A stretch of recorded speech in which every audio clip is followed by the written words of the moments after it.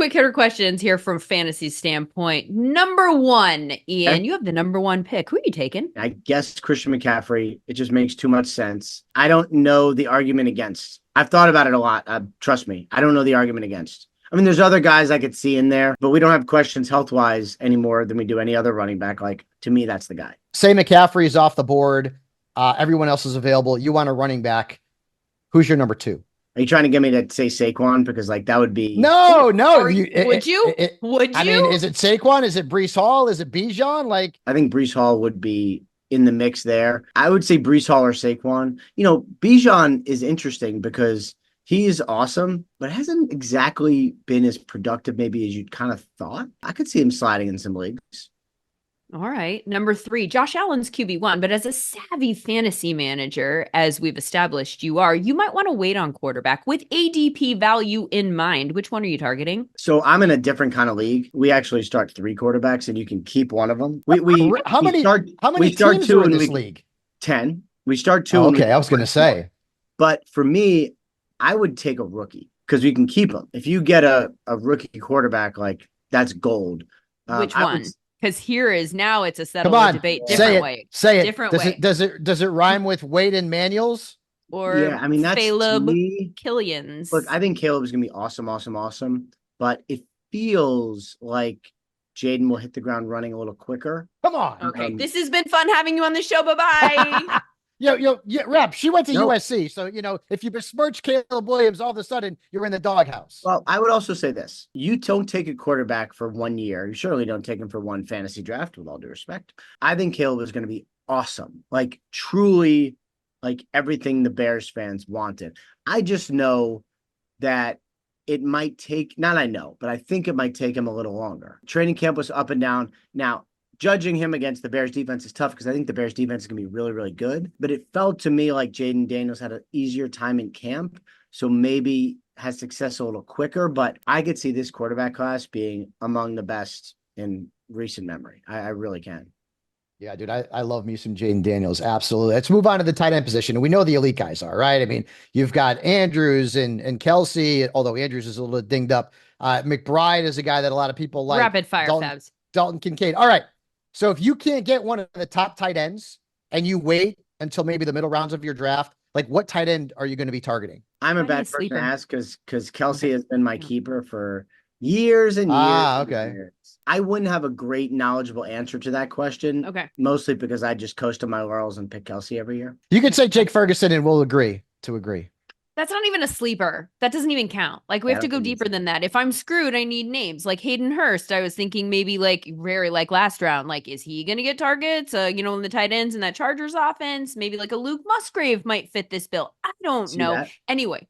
Musgrave probably not a sleeper either, but yeah. Next up, you are light at wide receiver. You need to draft a few guys later just to get a little bit of depth because you're not sure about your guys at the top. Which later round guys are you looking for? For this, I would have to know which our guys are actually later, right? I think that's the hard like Demario Douglas would be later. Well, yeah very.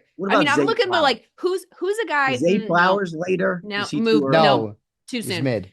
So this is good. Give me some options. Give me some options, and I'll talk you through. Dontavian Wicks, Demario Douglas, Joshua Palmer, players like that. People have been waiting for Josh Palmer to come and ball for like years. Someone is going to take him earlier and know they got a steal, and either will or won't. I'm not really sure. Wicks is a good one. We'll probably have like receiver 2A numbers, but also like I would say pretty talented. How early is Neighbors going? How early are some of those rookies going? Neighbors is going top 4 rounds. Top 4 rounds, yeah. Same thing with Harrison. Harrison's going second start round. of the second. Yeah. It's Yep. How about like AD Mitchell, Roma Dunze, guys like that? That's a good question because all of these like rookies are kind of in these, they're in different situations when we value them in the draft, but then it's like, where did they go? Are they going to have opportunity? Are they any good? Like, we don't know. Who are you hearing buzz about? Yeah, I mean, AD Mitchell's an interesting one because his draft process was very rough, but he's really talented. So I think it's a matter of if he can go out and like really have a firm understanding of what's happening, like you'll see him do some freaky things. I would put him in the George Pickens category. Definitely talented enough to be an instant playmaker, but like everything needs to be going perfect for him to be on the field and contributing. Adunze is another one where like I think he is incredibly talented, but are the numbers like he'd be a good keeper league pick.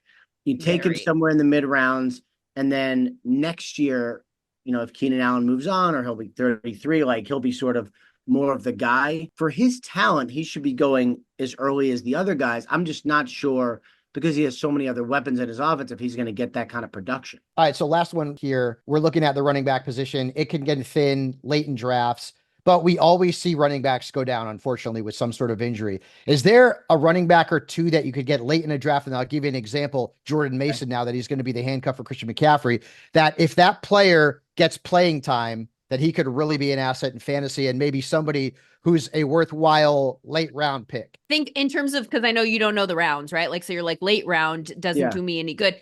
Take all the starters off.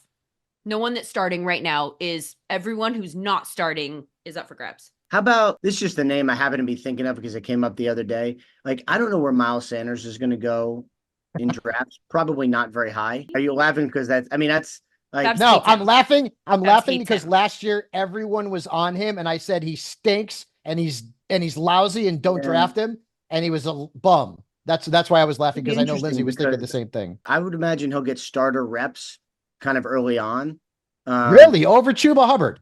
I think it'll be both of those guys, but I could see him getting some real carries. And then, when the rookie comes back, we'll see what happens. But like, that's one where no one's going to draft him just because of what disaster last year was. So like late round flyer, see what happens. Like that would be, I was just happened to be thinking of that one the other day. The other one is the speedster from Tennessee who went to the Miami Dolphins, whose name is right now. Jalen Wright. Now you are speaking Lindsay Rhodes' language. So it's another one, like trying to pick. I remember years and years, you'd pick fantasy and it'd be like, which Patriots running back would you pick? And you'd be like, flip a coin. The Dolphins are kind of like that, but that's one where like, just based on the talent, that would be worth a late round flyer. He could be this year's Devon Achane, except maybe he doesn't get injured.